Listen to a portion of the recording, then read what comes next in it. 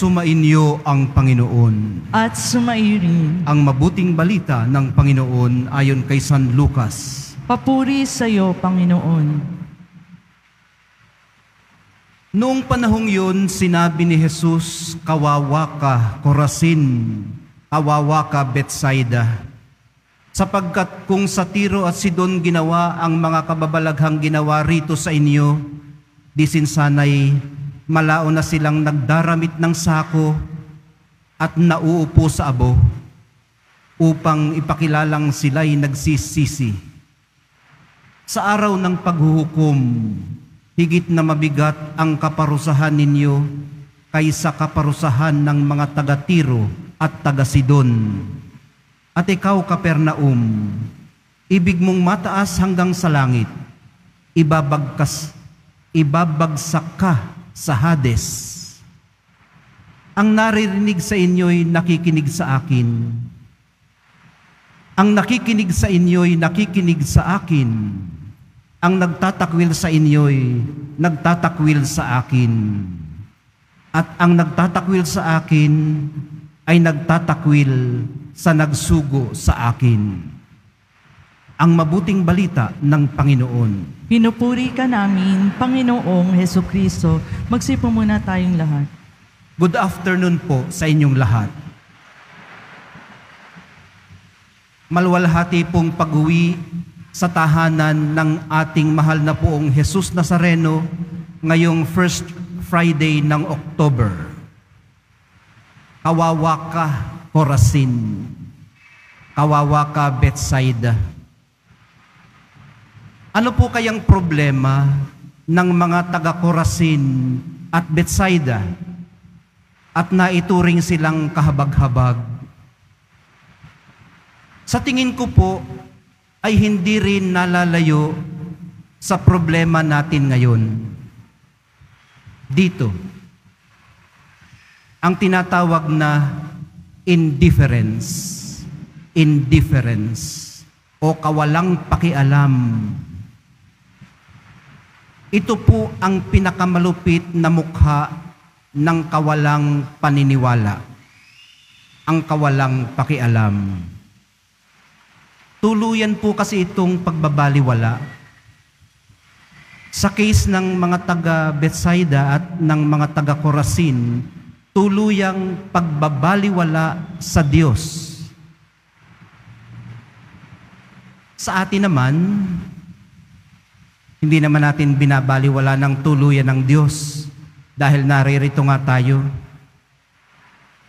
Pero kung hindi mo na kinakausap o kung hindi ka na kinakausap ng dati mong kaibigan at parang hindi ka na nag-e-exist sa Kanya, ang nararanasan mo at namamagitan sa inyo ay indifference.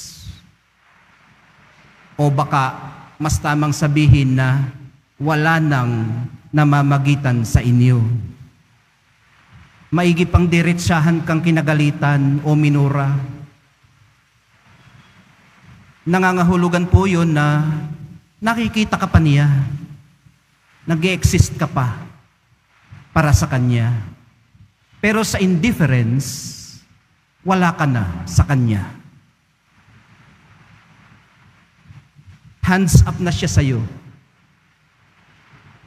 Maaring may nasabi ka na mali sa Kanya o may ginawa kang hindi niya nagustuhan, nag-give up na agad, ghosted ka na. Yan ngayon ang tawag ng mga kabataan ngayon, ghosted ka na. Sa iyong bahagi, hindi rin naman talaga madaling aminin ang pagkakamali. Dahil baka naman siya ang mali.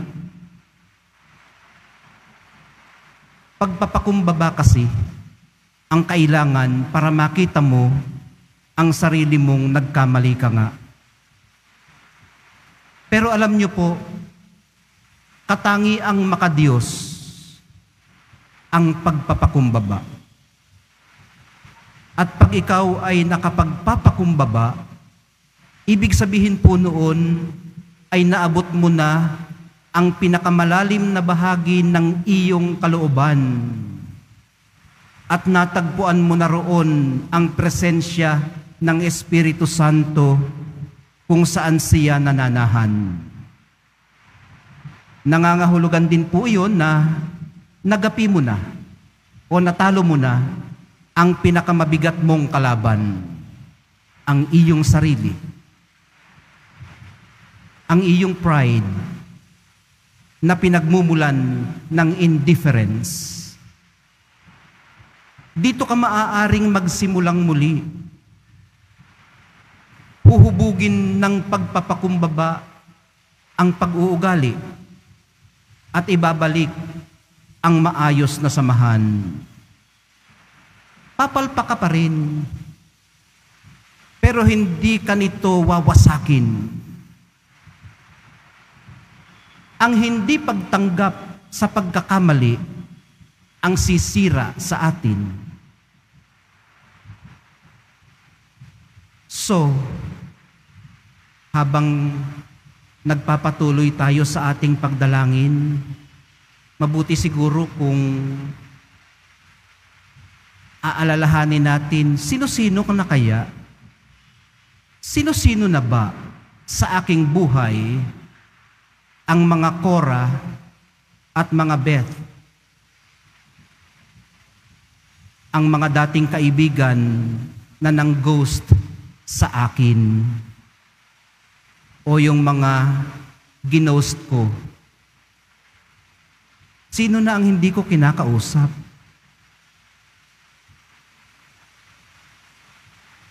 Ano po kaya ang napakalaki nating pagkakamali sa isa't isa na sukat humantong sa pinakamalupit na pwede nating ipataw sa isa't isa? Ang indifference, ang kawalang pakialam, kawalang paniniwala na magwo-work out pa ang ating samahan.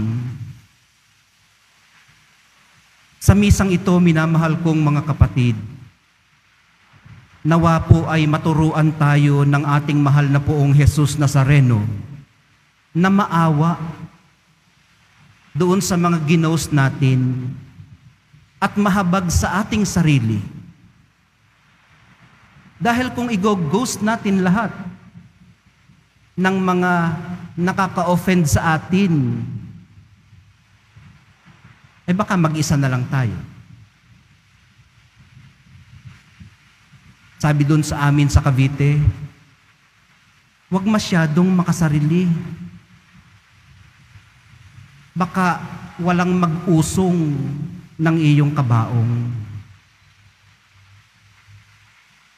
Hilingin din natin sa mahal na Senyor na turuan tayo na mai-express ang ating awa at habag kahit sa forma ng parang panunumbat.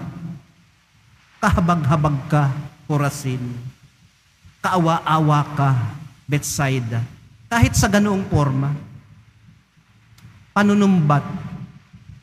Pero matutunan din nawa nating gawin ito ng hindi naninisi, kundi ng may empathy o pag-unawa, gaya ng kanyang ginawa. Ang motivation natin para gawin ito ay dahil nakikita natin ang mahalaga, ang pagpapanatili ng samahan, ang pagpapanatili ng pagtuturingan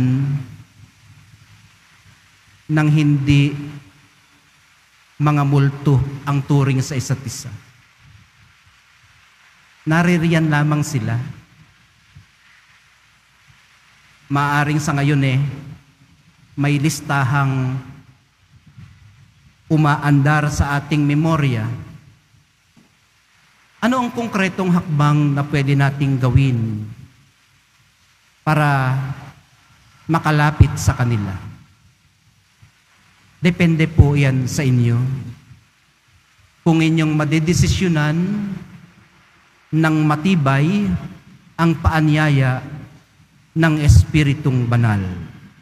Palakasin nawa tayo ng tatanggapin nating banal na Eukaristiya para gumawa ng unang hakbang.